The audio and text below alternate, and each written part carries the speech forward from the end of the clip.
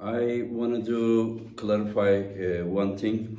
A lot of athletes and fans have been complaining about some rule changes that are mentioned.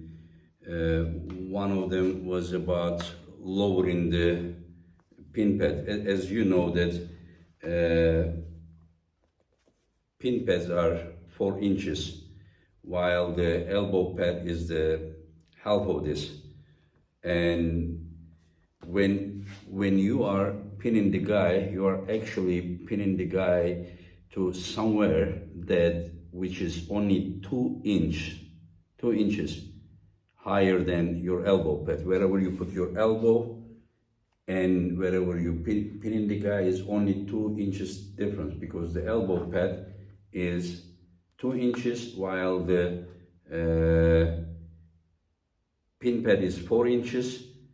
And so the difference actually, so the pin pad is actually 2 inches high, because you don't put your elbow on surface, you put on elbow pads. So actually this is the actual height of the pin pad, which is 2 inches higher than where you put your elbow. So basically the one athlete talked about lowering the pin pad. So if the pin pad is 4 inches, so if you make it that 3 inches, then when the elbow pad is 2 inches, so basically this will be the height of the pin pad, because it's normally 4 inches. And if you make it 3 inches, then when your elbow pad is 2 inches, so actually the pin pad is gonna be only 1 inch, probably not even that much, like this much, 1 inch. And when somebody is pulling with a straight arm like this, then 1 inch here, like it is already like very, very hard to pin. You know, when somebody is, even when the shoulder is above, not under, but parallel humerus position, is very, very hard. So when you make it like 1 inch, so it will be like near impossible to pin that guy.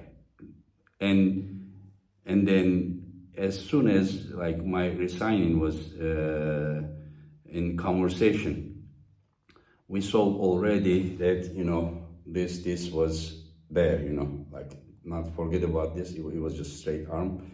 And so I don't know exactly, but it really damaged a lot of trust.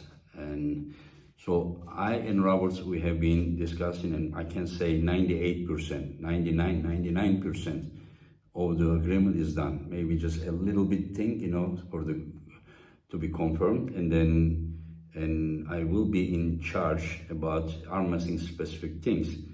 And so you have my word, as long as I'm here, I will not allow that unfairness, you know.